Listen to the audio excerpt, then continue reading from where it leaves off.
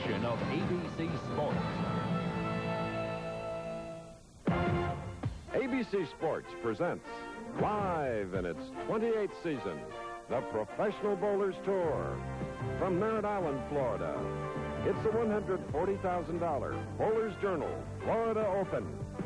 In our first match, two-time Firestone champion Mark Williams of Beaumont, Texas, faces international star Amleto Monticelli of Venezuela. That winner will challenge Leroy Bornhop of St. Charles, Missouri. The semifinal game will feature the 1988 PBA Player of the Year from Seattle, Brian Voss, and our tournament leader, returning to the tour last week after a 5-month absence, 11-time winner Pete Weber of Florissant, Missouri. That's our field today on the Professional Bowlers Tour.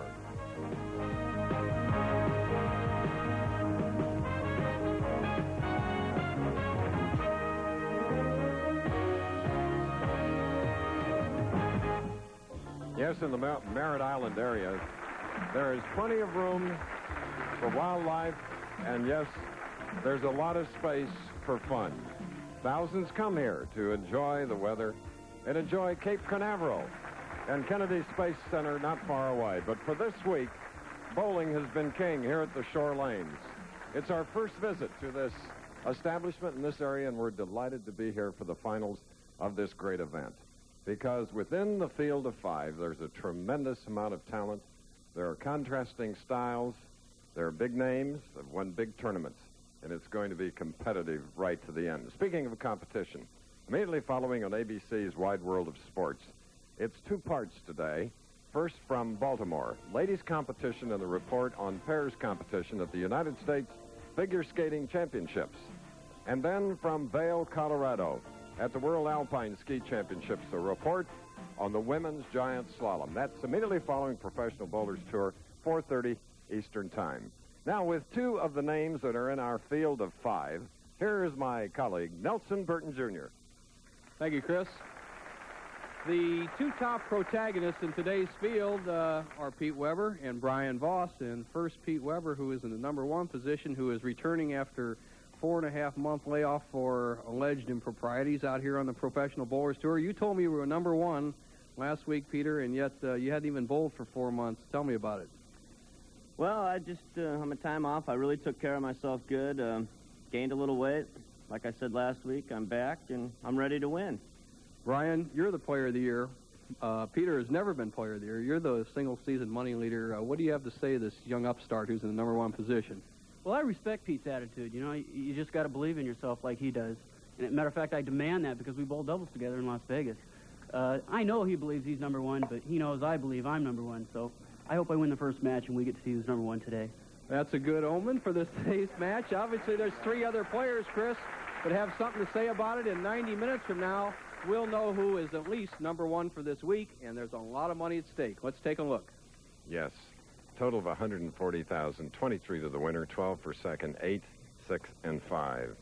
And when you consider Pete Weber, so young, 11 championships already, and then Brian Voss, who has won 6, including the United States Open and the PBA National. If they get to the final match head-to-head, it'll be something. And so will this first game with 27-year-old Amleto Monticelli from Barquisimeto, Venezuela. He has a unique style. He was 4th in this event held in Venice last year. International he is indeed, because he won his first title in 1987, the Japan Cup. Here's the first shot, first match.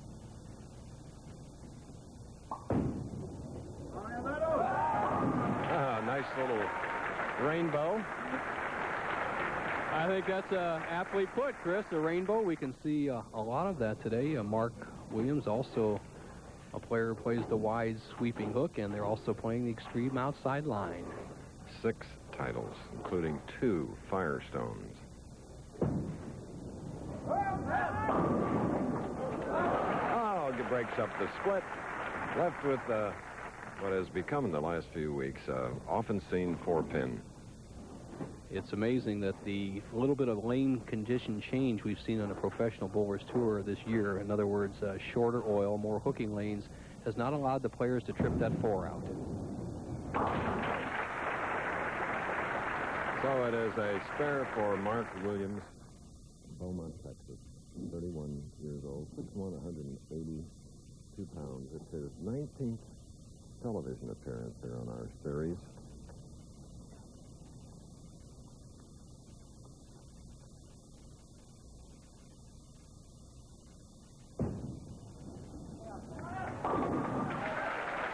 Strike in the second frame for Mark Williams.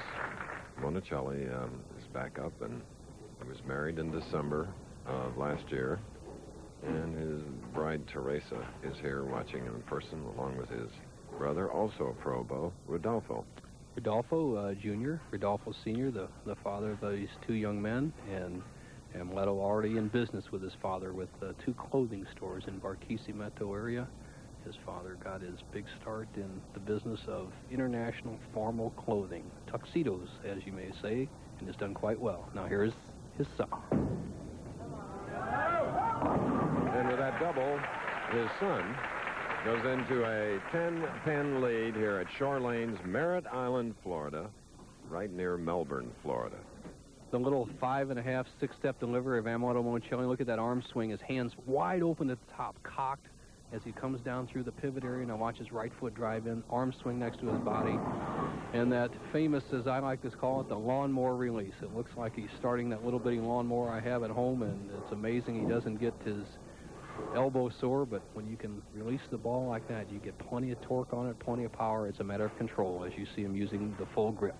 And Leto had one of 5 300 perfect games during the week here in this tournament. Get up, ball! Get up! All right. Crossing over to Caracas, getting that one. Well, we call that out on the tour unconscious competence. The shot got away from Amoedo, crosses over, gets one of the greatest breaks you can in professional bowling. A Brooklyn strike to keep the string going. Now Mark Williams trails by 20.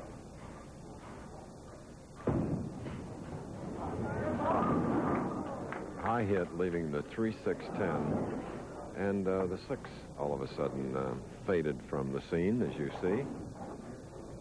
The 3-10 split, as we've said before, is a almost must-spare type at this level of bowling, the top of the line, professional level. You at least have to make this 50% of the time to be competitive.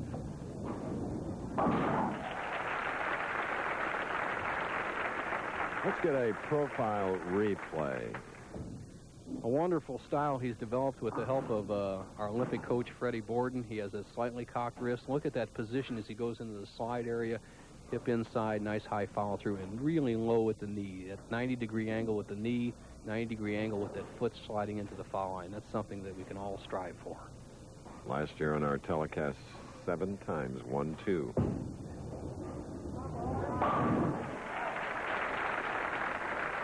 Okay, from this area, the maiden voyage of the Air Force's new Delta II rocket from Cape Canaveral, launch pad 17 tomorrow in this area where it all started. Patrick Air Force Base. For great. And starting right about the center of the lane, going out there right along the channel, a sharp break into the 1-3 pocket makes for some exciting action, Chris. Really does, and here's the man that's strung 3 now, getting ready to shoot in the 4th frame. A 20-pin lead over veteran Mark Williams. Amoedo Monticelli, 8-year member of the PBA, 2 titles, Japan Cup and the Showboat Invitational. For winning that first title, he was second 6 times. It's his 4th tournament since his honeymoon.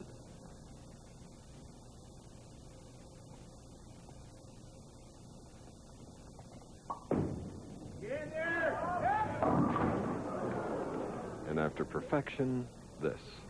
3, 4, 6, 7, 10. This is a shot we saw. 3, 4, 6, 7, 10. This is a shot we saw last week. Was Ferraro, I believe. Dave Ferraro had a chance to make this, and what you have to do is get the ball over in the 3-6 area, slide the 3-pin over into the 4-7 area. Last week, the 3-pin went around the 4 and 7 pins, and he got a count of just 8 out. Let's see if Amoedo can handle it a little bit better.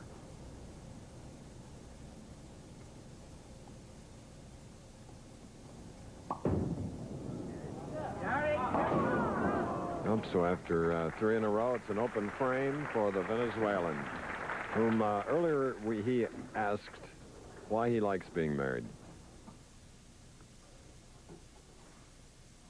I think it's great. The reason why I got married, because I was in love, and I was missing her a lot while I was here.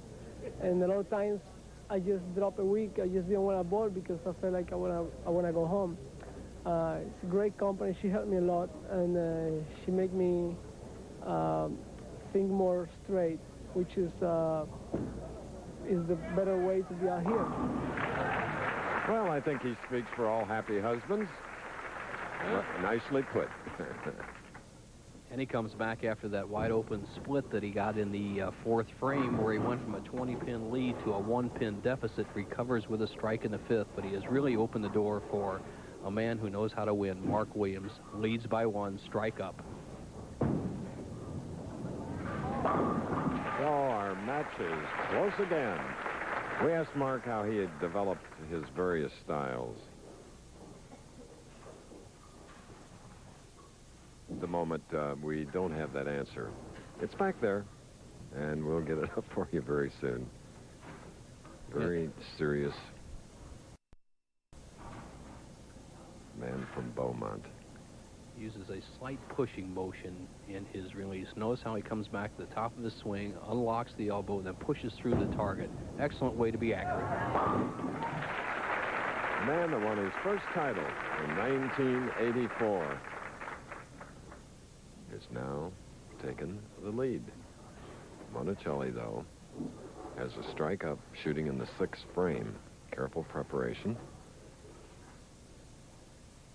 A little rosin in the finger holes. Obviously, you have to wipe that off. You can have nothing on the outer surface of the bowling ball that would change the roll of the ball or leave any residue on the lane surface. So Monticelli ready to go. Let's see if he can recover from that disastrous 4th frame. All right. So now he trails by only 11 as we look at his bride, Teresa.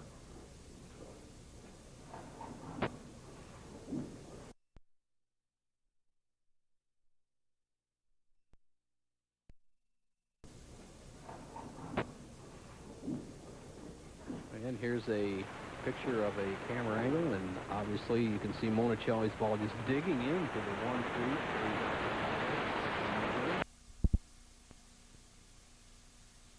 Crowd here at the Shore Lanes, Merritt Island, Florida, surrounded on one side by the Indian River and on the other side by the Banana River, and of course nearby the Atlantic Ocean.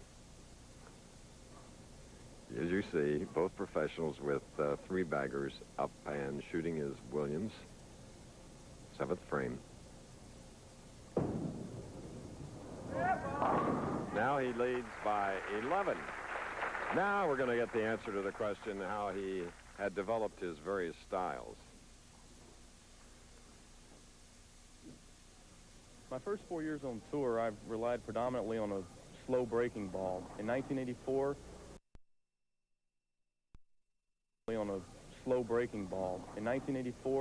I met Fred Borden, who's our U.S. Olympic coach. He taught me different releases. He helped me with my timing to where I can throw the ball harder, throw the ball slower as I need to. And since then, I've won 6 tournaments, and I'm looking for my 7th tournament win today. All right. Furrowed brow, dead serious, Mark Williams.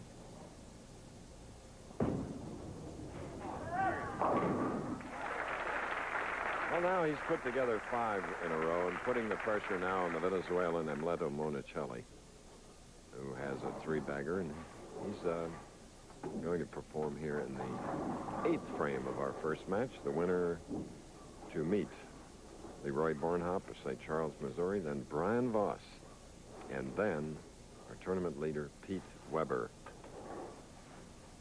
Monticelli, who is just drying his thumb hole, obviously almost in the 80 degrees once again down in the Florida area. It's a little bit warmer in the building. We saw heat become a factor last week in the Budweiser Open down in Don Carter Lanes. It's also a factor here, and Monticelli is in a desperate situation, needs to strike. Almost in the channel, hanging there. bending in. 4 in a row. Now it's 11 pins separating these two pros. Talk about high-scoring matches through 8 frames. Monticelli has a potential 269 game, and I'll say 259, and Mark Williams can go 270. So Monticelli would behoove him to keep striking, especially here in the pivotal 9th frame. Monticelli taking most of his time off the approach in preparation. And once on,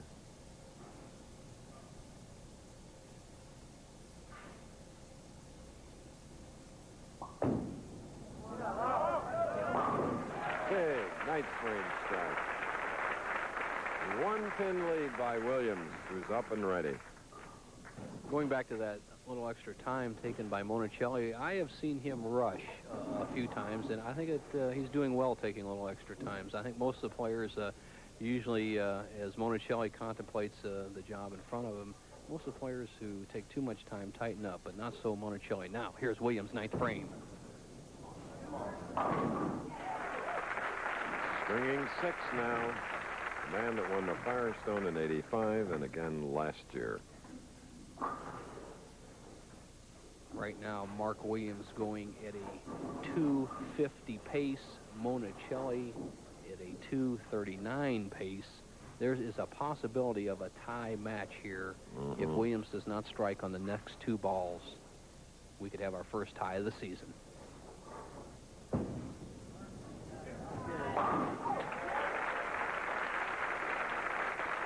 Beautiful perfection as the Roy Bornhop continues to warm up. You hear the pin fall. And also Brian Voss in our number 2 position is staying loose. The PBA has added and enhanced the enjoyment for the fans and the bowlers alike with some extra large scoreboards, which we saw last week and are being used again this week. And the situation for Williams as he checked those scoreboard is a strike here, he wins the match. If not, he can either lose or tie. And would you believe a 10-pin on the left lane in this torrid battle between Monticelli and this man, Mark Williams.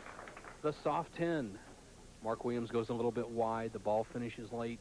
The 6-pin obviously doesn't get up and smack the 10-pin. So now Mark Williams can finish with 259. Monticelli can tie 259 with 3 strikes.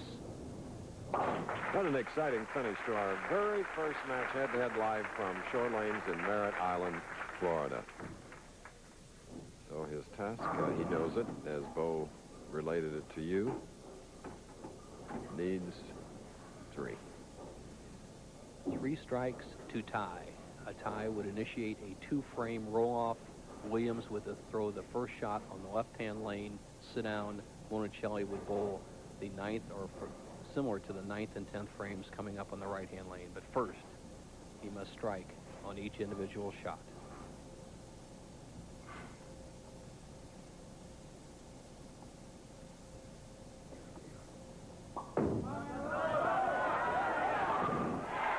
Beautiful loft out onto the lane. Great tempo on Teresa and his brother Rodolfo love it. Well, this is a side of Monticelli I have never seen, Chris. Whether it's the marriage or maturity or combination of both, Amleto is playing a cerebral game out there using the great natural talents that he has for the first time. I've seen him really be all he can be. Win or lose this match, he'll look at this one as a great, great performance. His job still is to strike on this ball, 1 additional strike, and we would have a tie.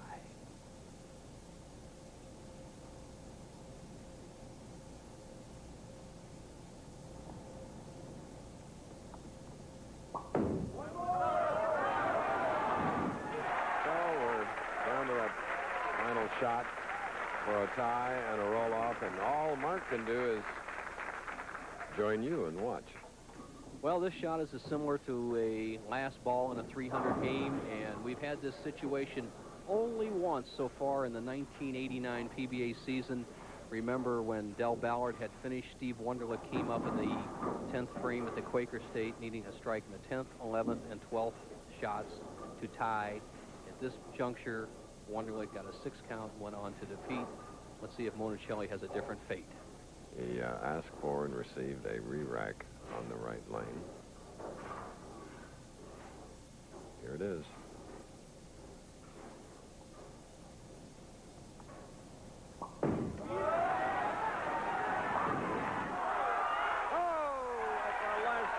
The 9 goes out. 2-frame roll-off. Wow, they tied at 2:59. 11 strikes for Monticelli, 8 for Williams. This is Monticelli's one of his finest shots. He raised his hands in the air when he threw this ball and almost got cut off with a solid 9. Look at Mark Williams has got to wonder what's happening. Here the 2-pin comes off, the 4-pin comes around and gets the 9. That would have just been an awful, heartbreaking, bad break if Monticelli had left that. It would have left really a taint on his confidence or his luck factor. Now we're into sudden death. 2 frames. The first shot. So Mark wasn't too shaken up, although his ball crossed over. He still got that first strike. Now Monticelli. 11 strikes for Monticelli. And shooting at 258, matching his opponent's score. Mark Williams, the last time he was in a tie was last year at the King Louis. He tied Leroy Bornhop 212 at that tournament, and Palmer Fahlgren went on to win that one. So let's see what happens with Monticelli. Consider this the 9th frame, first shot, match all even.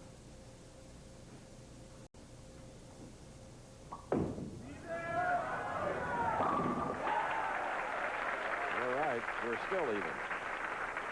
All even. Nelson mentioning Palmer Fahlgren. Today he is our scorekeeper. Now a Floridian resident and a player on tour. You see Amuleto Monticelli watching off the oil, wiping off the oil or conditioner. A little extra rosin. He has to wipe that off. Dutifully does. Make sure that thumb hole is nice and dry, and if indeed these players would tie after this roll-off, we just re-rack it and start it again, a second roll-off. 10th frame, or consider it the 10th. It's all even.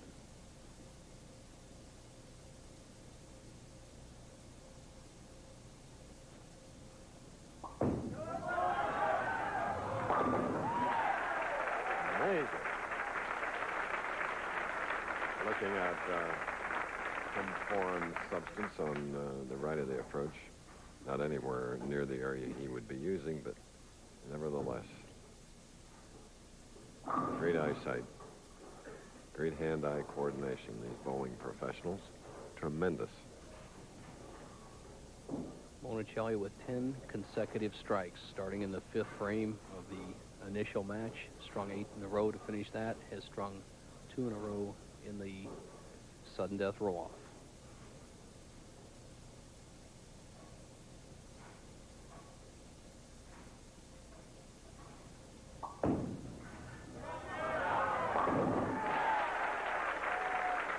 Couple of pros that love this championship pair. They crossed it twice. Monticelli averaged 202. Williams 195 during the week. Great shots by Monticelli in the clutch, and you got to think of Mark Williams. Mark has been sitting on the bench, and he's only thrown one shot, an errant shot that luckily crossed over to the Brooklyn side for a strike, while Monticelli has been up here throwing strikes. Monticelli finished with 6 in a row, has had 6 strikes thrown, while Mark Williams has only thrown 1. Monticelli can do nothing but tie if he strikes again. All right. He's made of the right stuff. This is an area where they're made of the right stuff. All the many astronauts that have passed through Cape Canaveral. Oh, the only space shot I saw was that of Gene Cernan's here when he became the last man to walk on the moon. They're true grit, aren't they? No doubt. And this man has to be now. He needs 3 strikes to tie. The same situation Monticelli was in earlier. High hit. It's over. All but the 7-pin, and in a bruising battle, without any punches being thrown, is Monticelli. Now we'll meet Leroy Bornhop.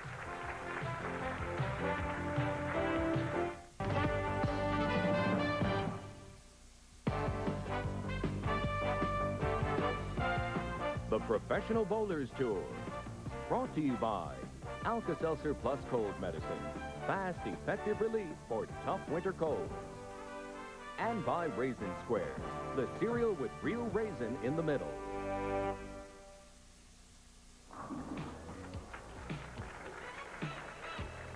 All right, our next bowlers, Bornhop and Monticelli, are practicing, but in that first match won by Monticelli in a two-frame roll-off 60-40 as a result of a 259 tie.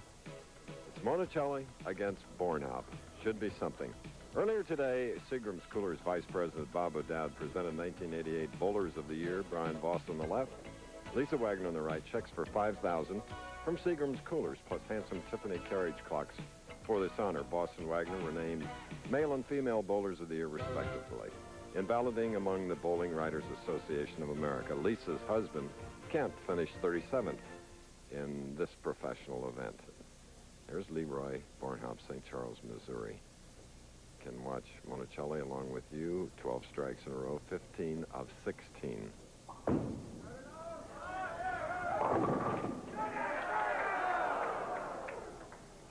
That's a twirling 8. Well, Monticelli goes with that power, and he just really, Chris, as we were talking, looks more under control than I've ever seen him, and came off 12 strikes in a row, kept it wide, didn't get the real good break on the 8-pin, head pin off the sideboard. And if there's any downfall this young man has had over the years, has been his inability to make spares. I'm sure that he'll make this one, though. But he's made money. His best year was in 1987 when he won $112,000, and then last year, $86,000. Now Bornhop. First victory in the Budweiser Classic in Columbus in 1987. 5'9", 180. Sixth television appearance.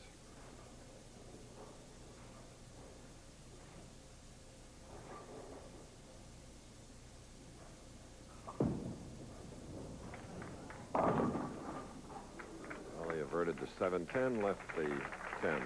Let's replay that last shot from a profile angle. Leroy Bornhop with a standard 5-step delivery. He has that hand open to the top of the swing, wrist cupped underneath it, drives through the pivot area. Pretty good shot right out of the chute. Leaves the 10-pin, kept the ball wide. The key today is to keep it wide. If you go high, you're going to get a lot of splits. If you keep it wide, tremendous strike action. All right, Bornhop, who had to wait in the wings after a 259 tie and a two-frame roll-off won by Monticelli. And here he is now. Family of bowlers, 3 brothers and a sister. 2 or 3 of them league bowlers. You've known him a long time, Bo. You're right, Chris, a wonderful family. And Leroy, as you alluded to, a league bowler. He was the high average bowler in league at Dick Weber Lanes in 1979 with a fabulous 232 average for the whole season. So not only is he used to shooting big scores on the Pro Tour, but he can do it at the league level also, so he can get hot. And Bo had mentioned, there you see Cindy, mother of 2, Leroy's wife. Bo mentioned Dick Weber. He's in the Florida area doing an exhibition at Port St. Lucie. His son, of course, is the tournament leader here today, and you will see Pete after Brian Voss, who will be up and meet the winner of the second game.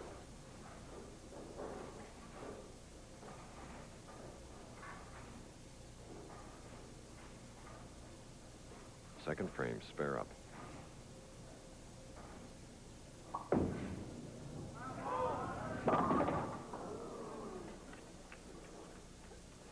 Monticelli, a little bit's probably taken out of him with that performance of having to go extra frames with Mark Williams. Drifts high, leaves the 3, 6, 9, 10.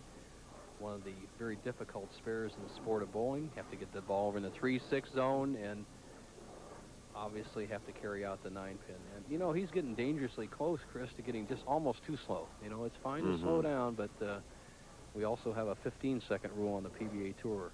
But that doesn't start till you get on the approach, right? Once you step up on the approach, you have 15 seconds to release the ball. Okay, the young man from Venezuela who wears 2 different colored shoes. Well, he has 2 shoes. Simply, Chris, is there's not a match pair. He has a hard black heel on one sole so he can stop at the fouling, because with that cranking action he has, it allows him to stop and then pull the ball through for a little extra power. And finally, on the pivot step, he has another soft rubber heel so he can drive off hard. He doesn't like to slide much. He goes strictly for power. And being that young, his knees and legs can take that kind of action all week long.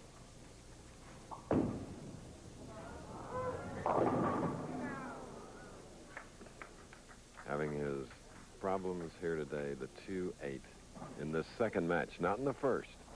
Sends the ball wide out to almost in the channel. The head pin goes to the sideboard and takes out the 4 and 7 pins. And once again, Amleto has left himself a rather difficult spare here in the early going of match number 2. He had an 8-pin in the first frame, the 3, 6, 9, 10 in the second, and now the double wood 2-8 as you check out those little bit beat up shoes, but they're very, very functional for his type of game.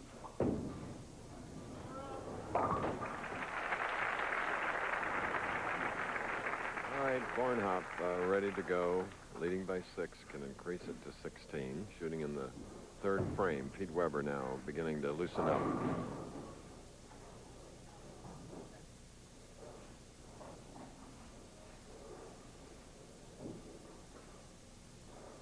One title to his credit.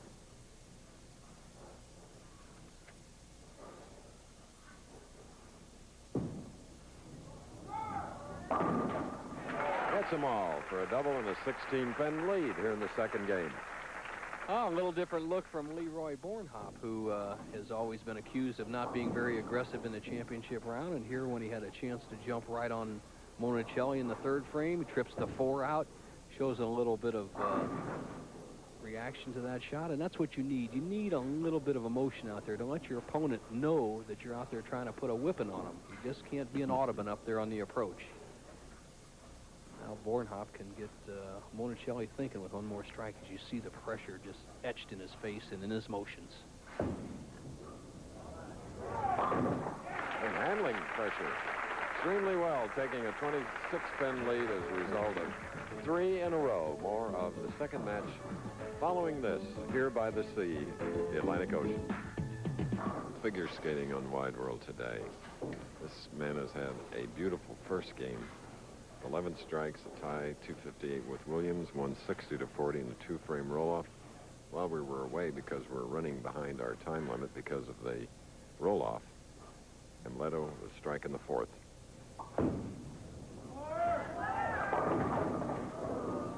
High hit, and now the split faces him.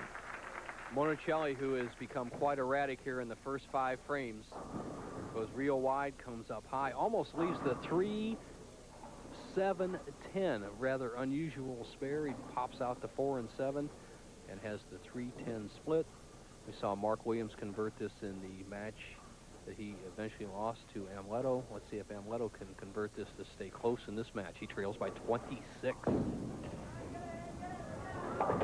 Oh, what a pity.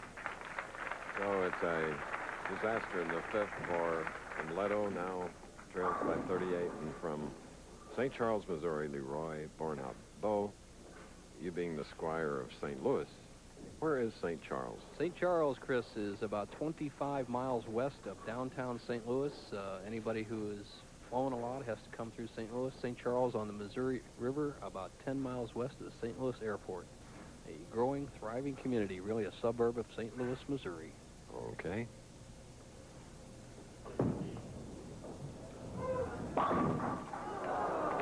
Shaky 10 for Bornhop. And our telecast for the first time comes from Merritt Island, near Cocoa Beach, near Melbourne, north of Vero Beach, and about an hour from Orlando. Leroy, who left a 10-pin in the first frame, now 1 in the 5th. As next week we go on to another Don Carter tournament, $200,000 in New Orleans. Roger Bowker will defend that title, a $38,000 prize check to the winner in that particular tournament. Big field. And to get back to the quarter in New Orleans, and friends Pete Fountain and Doug Reagan, it'll be fun.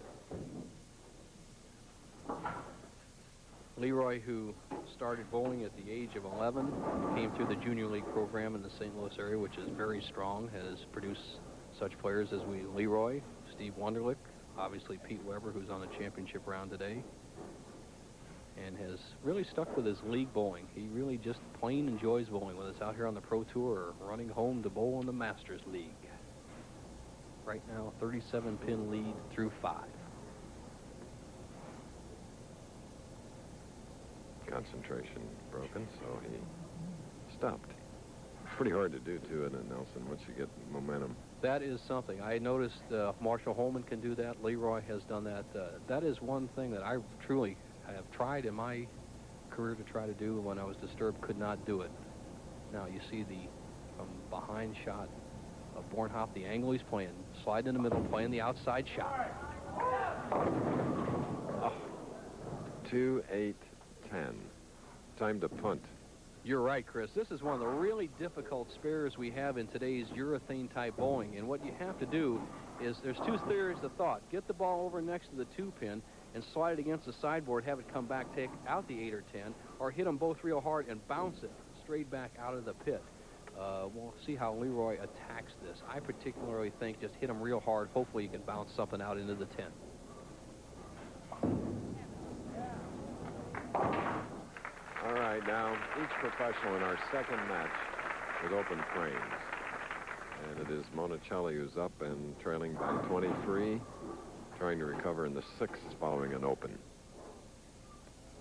The PBA Tour carried by satellite, mostly around the world, and Amleto says that many people do receive our telecast in Venezuela, the country of Venezuela, so I'm sure he has his share of rooters as you look at the full grip on this young man.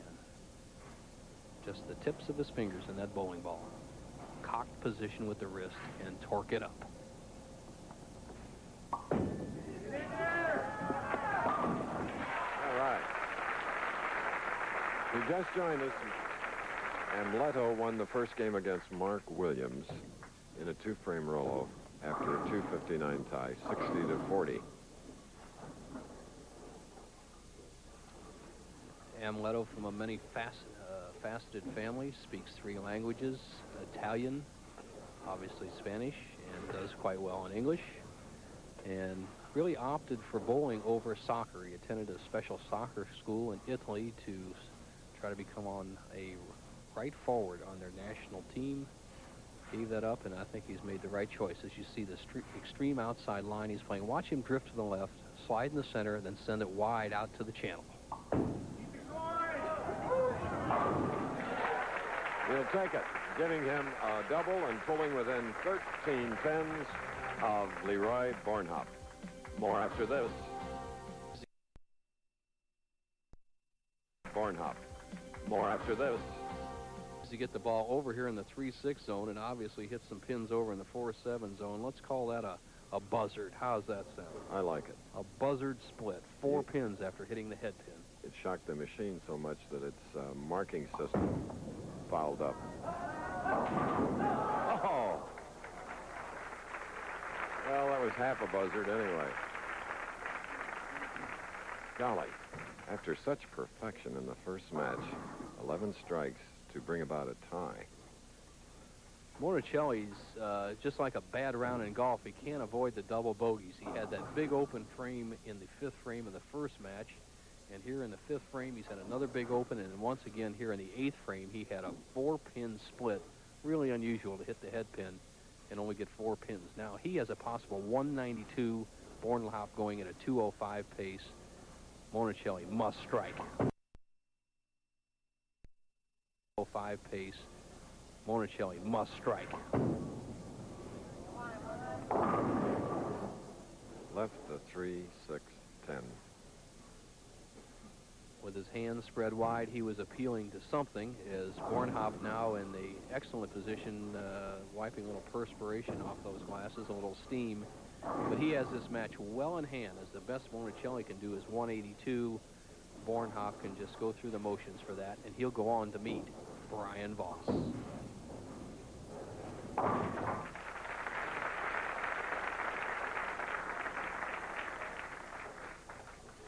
So here is Bornhop, first telecast here in '88, only his 6th overall.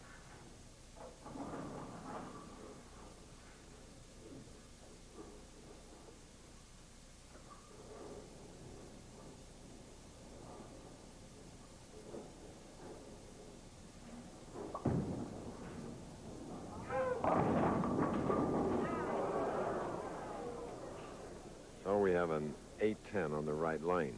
An interesting 8-10 split. Most 8-10s you feel are by a dead ball rolled, but what happens here is he gets a wall shot. And what he has to do is, I would take the 10-pin and try to bounce it out, Chris, almost like making the 7-10, and hopefully get a break, as he has kept Monticelli in the match. He tried. This is our second match. Right now for Leroy Bornhop, as he looks to the side to the overhead telescore, he needs a mark of any type to lock up the match. Another open frame, and Monticelli could clutch it out with a couple of strikes, and still an outside possibility of our second consecutive tie in the championship round. But it can only happen if Leroy opens here in the 10th. The shot on the left lane of the championship pair.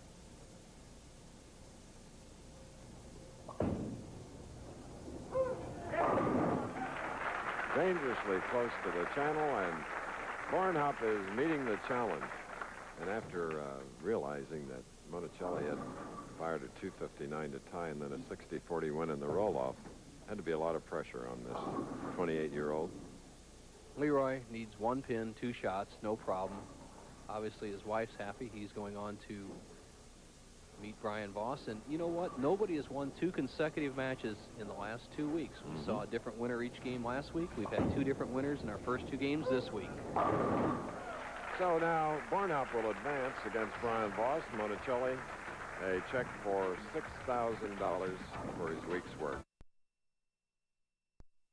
For $6,000 for his week's work. To start, Chris, and here's the average game of everybody. 202, top 24, 213 needed.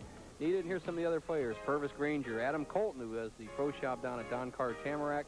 Next week's defending champion Roger Barker. Ted Thompson, 2 weeks in a row, 300 this week. Deadeye's in there. Jess, Andy Nauer, Steve Jaros, Sam Macarone. There's Peterson, 2 titles. Parker Bone, everybody knows him. Danny Bates, Joe Salvemini, 2-time champion. Ballard's up there. Mike Taylor, the strong guy. Jack Jurich, college player. Adcock, Rowdy Morrow, and Bob Benoit, the 300-man, round out the 24. 53 spots were paid. Chuck Pierce, the last spot at $970. Okay, in the handshake now, and Leroy Bornhop will shoot first after his 202 to 171 win over Mileto Monticelli. And it is the 1988 Player of the Year, at whom we're looking now, from Seattle, Washington. Heavily tanned.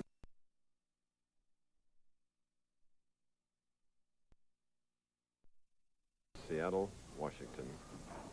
Heavily tanned Brian Voss. Taping that thumb hole. Getting a little loose, extra perspiration. He even said something to me before we went on the air, Chris. He says, I'm having a lot of trouble holding on the ball. It's so warm in here. Definitely a factor. Tighten those holes up. Now, Bornhop, first shot. Great way to start. He had 7 strikes in his victory over Monticelli. And as Voss gets up, remember, the winner of the semifinal game will meet Pete Weber for the title. Something to watch for here in the championship round. The big hook ball players are gone. Monticelli and Williams. And as we watch the tournament all week long, it's a down and in, straighter shot that had the edge. Voss with many, many fans here in the area. Matches Bornhop's first frame. U.S. Open winner in 1984 in Houston. The 1988 PBA national champion. Premier player. You can almost print it out of a computer this good. The 4.5-step delivery, everything in perfect position, shoulder high swing, good extension. All that Brian Voss has to do right now is just work on being Brian Voss. He's got it all, as good a roll as I've seen ever on the tour. And let's see how his spare shooting will be. Trying to cover the 2 and the sleeper 8. And I spoke with Skip Hins, who is the man who operates this bowling center, Shore Lanes, and he said if there's any one characteristic to watch for during the championship round, Bo, is that lane 29 will become slicker as we go along. It will not hook as much, and it has shown up there on the very first shot by Voss, something we have to watch for and see if the players can make a good shot on this lane. Well done. Marking with that spare following an opening strike. Next week it's New Orleans. All-Star Lanes in Harvey, Louisiana. Leroy got a little tape or something on his finger hole. Next week, 38,000 first, then on to the True Value Open in Peoria, Illinois. Another stellar tournament. Has always been popular with the players. A lot to do at the True Value Open in a shopping center setting. Now Leroy, second frame, can take a 10-pin lead. He has a strike up.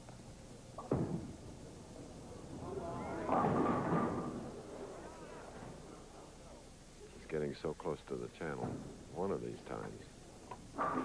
He got some oohs and ahs from the crowd on that particular shot. He sends it wide, and this is a pretty easy split because the 2-pin is not held in there by the 8-pin. All he has to do is slide the 2 over into the 10, and for a pro bowler, I'd say it's he can make this 1 out of 3 times, Chris, and it needs it to stay even in the match.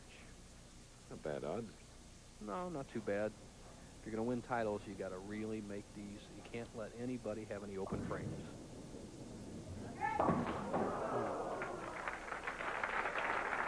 So for Bornaught, open with a strike, open frame, 28 through the second, and trails by 12.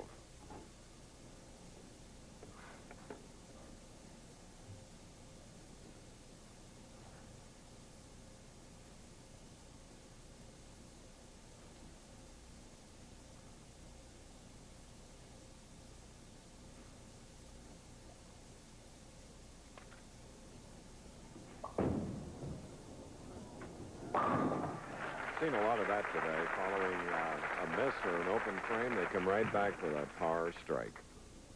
Anytime you have the extreme outside line that all these players are playing today, you're going to have a lot of strikes and a lot of opens because of the acute angle the ball attacks the pocket area. A little slip high cuts right through the heart, and it's difficult to knock out the corner pins. But you're paid a maximum premium if you can keep it in the pocket.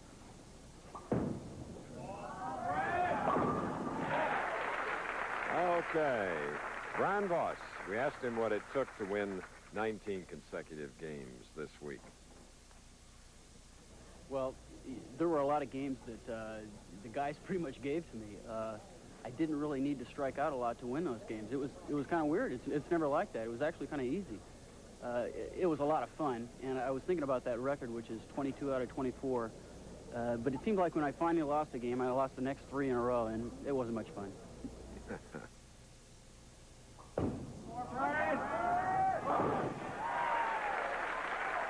And a boy from Seattle of Brooklyn. And a double here in the semifinal game.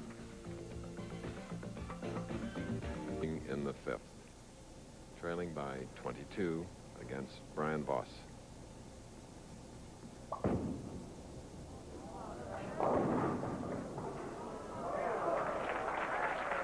Another 2-8 now. Oh, really got a good break. The head pin went to the sideboard and wiped out the 4 and 7 pins and shot right between the 2 and 8 pins. Watch the action of the head pin as it goes to the left sideboard and goes right between the 4 7s. Now here it comes. It bumps the 4. The 4 shoots right between the 2 8, pops out the 10, and leaves him at least a makeable spare. Tough, but that split was almost impossible. Ooh. Hooking at the end. So that's a 5th frame spare, and Voss opened with a strike, marked with a spare, and then doubled. Kind of a paradox. This young man learned to bowl in Anchorage, Alaska, and now he's bowling for a title in the 80-degree weather of Florida. Shows his versatility not only physically, but only mentally. So it's a 3-pin for the man that was on our telecast last week. Don Carter Kendall Lanes, Budweiser Classic. Right through the middle, leaves the 3-pin. And, you know, one of the changes in the game we've had in the last couple of years, 1985, the pin weight, minimum weight, was 3 pounds 6 ounces. And 3 pound 2 ounces, the old weight, might have gone over on that shot. Well, as we look at 30-year-old Brian Voss, he was an all-Army champion in Mannheim, Germany. And did a lot of his early bowling there. Did that help his game? Had to, Chris. We've talked to him a number of times about it, and he says the conditions were so difficult in Europe. He hit dry lanes, slick lanes. Sometimes they'd oil him or condition them once a week. Sometimes they were never resurfaced. He learned all the shots and learned how to be really concentrate and shoot just 190 games. Over here, it's a little easier action. So here we go at 2-8-10. Well, almost it looks like a clone of the ball that Leroy Bornhop rolled down there. And what happens on this condition in the warm weather, the lane or oil or conditioner, we showed you at the top of the telecast, starts moving down the lane. It's so warm that the ball carries the oil down the lane. The ball breaks too late, and there's not much you can do about it. Remember, Voss went crossover the frame before on this lane.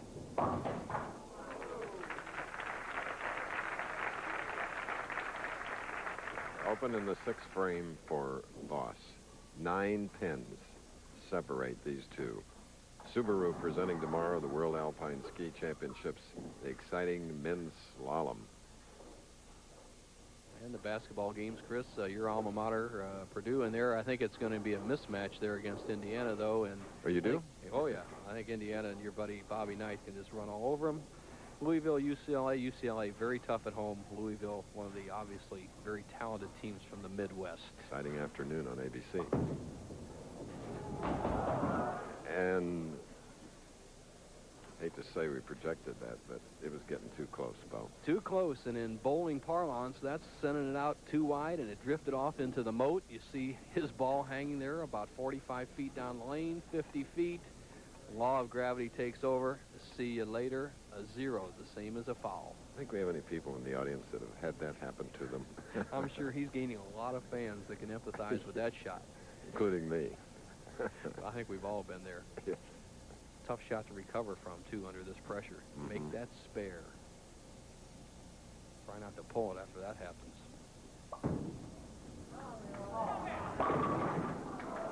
And is robbed. A 9. Indeed, robbed. A solid 9. Here you go. Watch the action of the ball as it comes from that extreme outside line. It's the 1-3. Now, ball should deflect a little bit into the 5 and 9 pins. It does not deflect at all and hooks right by the 9 pin as the 5 is chopped straight off. Leroy has handed Brian Voss a 30-pin lead after 6 frames. 85 pins through the 6 for Bornhop.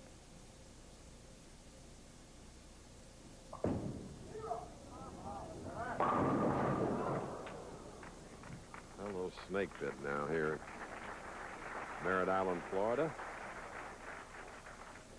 You know, the match is not over until 10 frames are completed, and you are trailing by more than 30 pins in our sport. And Leroy has to remember that. He trails by 30 now. He has a potential 195 game. Voss only going a 195 pace, and he's struggling himself. This is match play competition. And a missed 10 pin, another open frame, 94 pins through 7. Slides right by. You know, concentration lost, and we'll be back in a moment after this little pause with Voss leading by 41 pins. 8th. He's leading by 39. 8th frame now for Bornhop.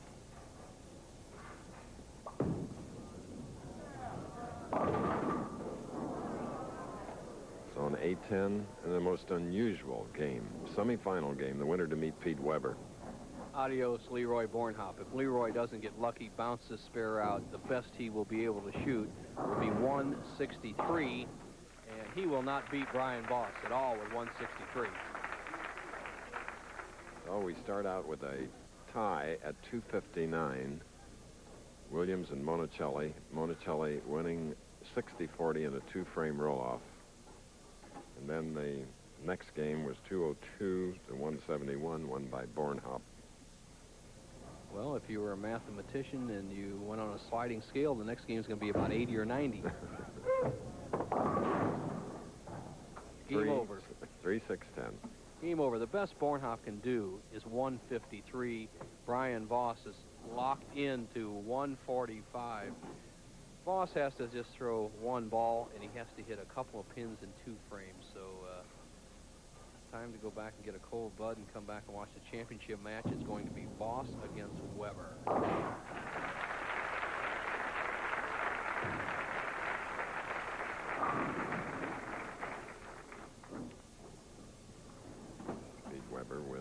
11 titles. Voss has 6. So now to throw this ball and be the winner from the number 2 position, the winner of the game, not the title. Okay, Brian Voss will meet his doubles partner, good friend, but fierce competitor, Pete. 14-6 strikes. Bornhop, 152. Now a dream match between Pete Weber and Brian Voss. Here's a look at the Budweiser Kingpin standings coming into this tournament. Randy Peterson in first place with 432 points. Budweiser sponsoring a $50,000 pointless competition which will run through the winter and spring tours. Players finishing among the top 24 will be awarded points in each Budweiser-sponsored event where they will be doubled. So the 2 finalists here in the Bowler's Journal Florida Open continue to practice. It's a capacity crowd here. And this is a match that they've really waited for, hoping that Voss could get in against Weber. And what a comeback by Pete Weber. Only his second tournament of 89, and here he is, the tournament leader. There you're looking at him. The medallion dangling there indicating a treatment center where he spent time in making his comeback. And now the reigning number 1 against the self-proclaimed number 1. Okay, doubles partner, take that. That's Voss. Now it is 26-year-old Pete Weber, 5'7", 145 pounds, 10 years, PBA, 11 titles, including the 88 U.S. Open.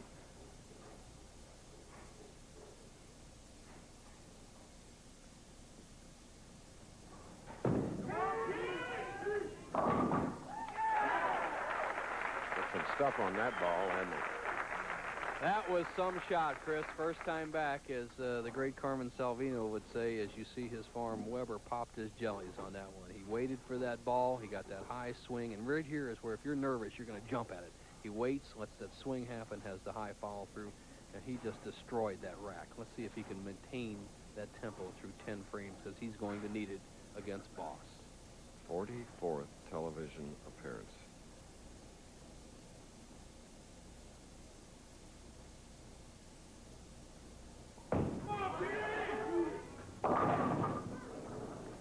High hit, leaving a 6-10 on the left lane, which in practice, Bo, you noticed that Voss was hitting the left lane.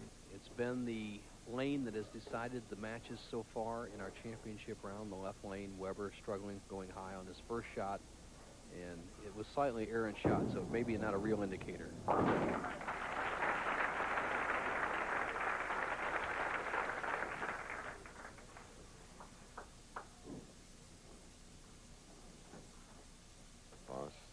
Setting a record with money earned. Bowling last year, $225,485.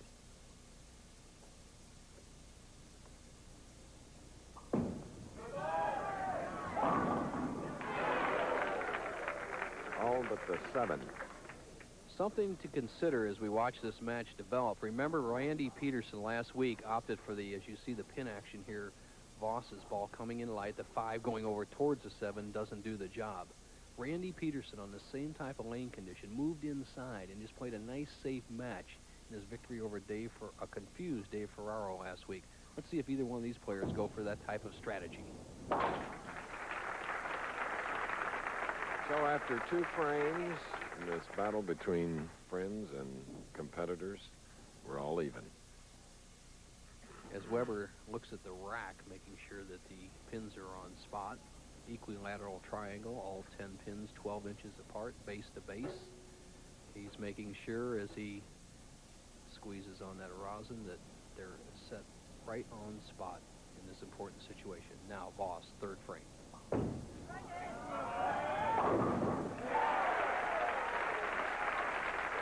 That was a left lane strike by Voss. What Voss has done to conquer the left-hand lane, instead of trying to play more hook and softening it up, he moved to the right and threw much harder. He was going at 19 miles an hour in the early going. He has sped up to as high as 22 miles an hour on some of his shots, that is the proper way to overcome a tough lane condition. Let's see Weber, how he reacts to Brian Voss's. Oh, yes. One of his great ones. Answer to 2 questions. Is he in shape, and has he modified his hook ball, and why? Well, as far as being in shape, I think I'm pretty much in shape. I've been really taking care of myself these past 4.5 months.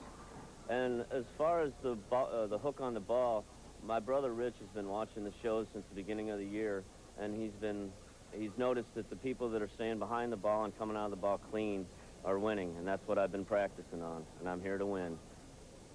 He means that. And he's cut about 10 boards of hook off that bowling ball to conquer these little bit drier, shorter oil conditions on the Pro Bowlers Tour. And right now he can take the lead, 4th frame. The match is still even.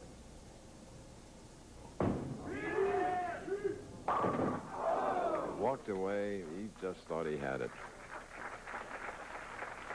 Well, Pete Weber's 2nd frame pulled the shot. That's when he went high and left the 6-10 spare. Here he went right through the shot, trying to take the early lead. Solid 10. This match, obviously, of 2 pretty equal combatants. Okay, we're in our championship match, Merritt Island, Florida, on ABC's Professional Bowlers Tour. We'll be back. It's changed drastically. There's an open frame in the 4th, Voss leading the 4, 6, 7. Got them all but 1. Now trailing by 12, shooting in the 5th frame. We bowled through because we're running behind our 90-minute time segment.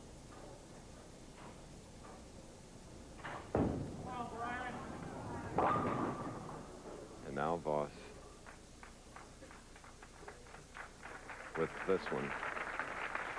Voss having the same fate that we've seen many of the other top players have in the last 2 weeks, and that's struggling after winning a match. And Voss has left a fairly simple split. We haven't seen this missed in 2 weeks. Got to get the ball next to the 3-pin, bounce the ball into the 10, and he needs this to stay close in the match, or Weber will open up a 23-pin lead sitting on the bench. All right.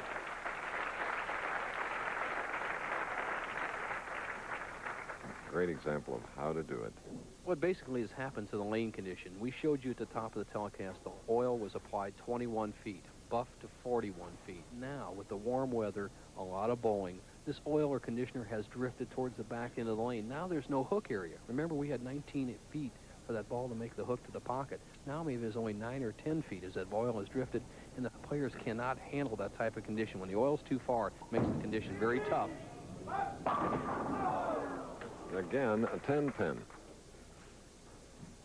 And what a smooth shot he made here as you see the style that Pete has basically, what he says, learned from Mark Routh. High open hand at the top of the swing. Then he drifts right with his foot that brings that swing back into his body. And look at the angle of attack right out over the edge. Okay. Pete Weber with 11 titles. His dad, Dick, with 26. He won one of our first telecasts back in '62. He won $4,000 in Puerto Rico. Today, the winner of this game will get 23. And, Chris, we're going to have another delay as Pete popped that 10-pin out on lane 30 when he shot it, and it's laying in the middle of the lane. And the magic fingers from the back end say, whoops. If things weren't slow enough today, we have an additional delay. Part of the slowness coming from a tie at 2:59 in our first match, and then a 2-frame roll-off, which Monicelli won over Mark Williams, 60-40. Okay. Bowling spectators, they'll applaud just about anything. They're terrific folks. Well, there's not many things that would really bother a pro bowler, but it's action in front of the foul line down towards the pin area or in his peripheral vision that would bother him. So Pete made a wise decision, just kind of waiting till that was out of the way. Now, 6th frame, he leads by 11, spare up.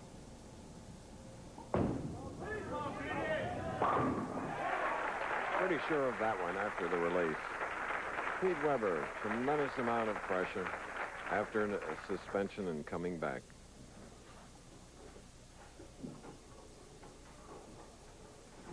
Tremendous momentum. He never blinked his eyes at all from the top of his arm swing till after the ball had passed over the target. That takes a lot of concentration to really to put that much power into it and still be steady. Now Voss needs to bounce back. Crosses over. That was the strike in the 6th frame of the championship game. In a obviously confused Brian Voss, who wants to win this early tour showdown with one of his main competitors for that Bowler of the Year title that he currently holds, needs to get a strike here in the 7th. He's been all over the lane. Weber seems zeroed. Voss needs to put a little bit of pressure on him, and he can do that with a strike here in the 7th.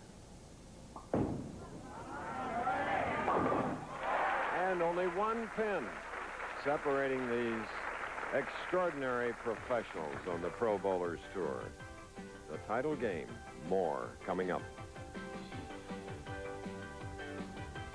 Pete Weber with a strike in the 7th. Now here in the 8th frame is left the 2-10.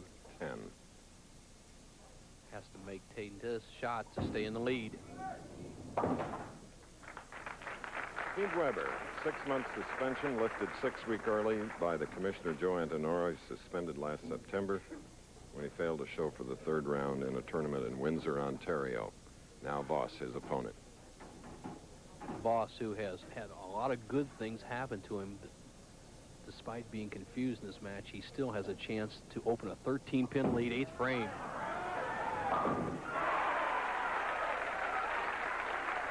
Three in a row for the Player of the Year. You reach back for a little extra here. Right now, Brian Voss going at a 2:08 pace. Pete Weber 195. As much as they've struggled here in the championship round in the last 2 games, a strike here in the 9th frame would be monumental for Pete Weber to overcome.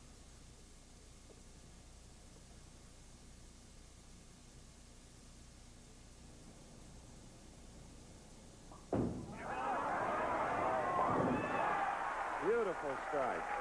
Seemed like he slowed down the pace a little bit in that 9th frame strike to make it 4 in a row and take a 23-pin lead. We talk about the Sunday punch right there in the 8th and 9th frames. The match is not over, but Brian Voss reached back for all that Brian Voss has. Now Pete Weber has to do the same thing to stay close. And as it happened before to Leroy Bornhop, into the channel. Well, that's the 3rd time that's happened to Pete Weber, Chris. It happened in Las Vegas in 1985. It happened to him in Garden City, Long Island in 1983.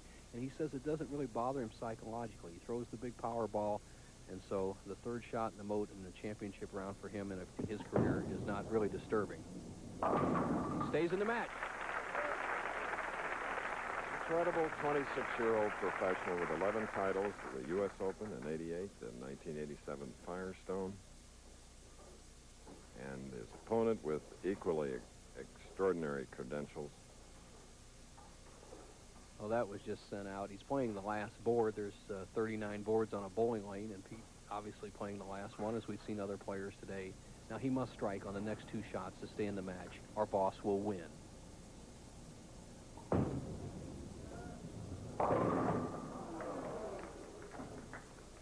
So it's a 7-pin. Pete a little disgusted and naturally disappointed, having gained the tournament leadership coming into our telecast. Pete Weber with a strike here in the 11th frame would finish 194. Voss, I'm sure, will throw the ball right down the center of the lane, not even take a chance of the ball going out wide and having one of those balls slip off the chest. 194. Now, Brian Voss, who really doesn't have it won yet.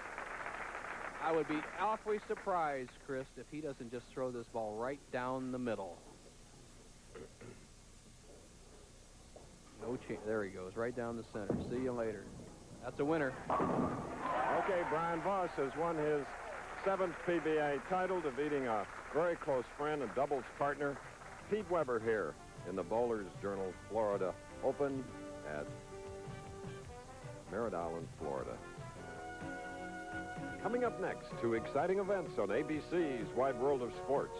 The ladies' competition and pairs report at the United States Figure Skating Championships. And the World Alpine Ski Championships feature a report on the women's giant slalom. The Professional Boulders Tour has been brought to you by AARP, Making a Difference, and by Budweiser, Beechwood Age for that clean, crisp taste. This Bud's for you. This has been a present.